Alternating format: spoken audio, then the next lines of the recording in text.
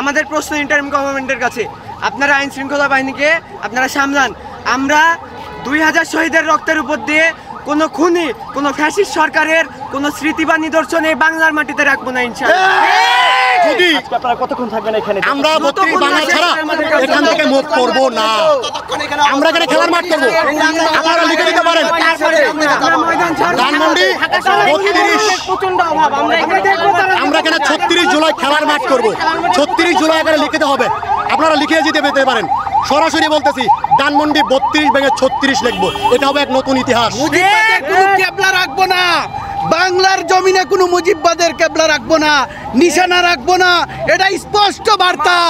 যেখানে হয়ে গেছে তারপরও আমার খালি একটাই কথা, যে রাষ্ট্রের এতগুলো টাকা খরচ করে এই যে 4 স্তরের নিরাপত্তা, এই 4 স্তরের নিরাপত্তার মানে কি? আমি মাসুদ ভাইয়ের কাছে জবাব চাই, এই 4 স্তরের নিরাপত্তার মানে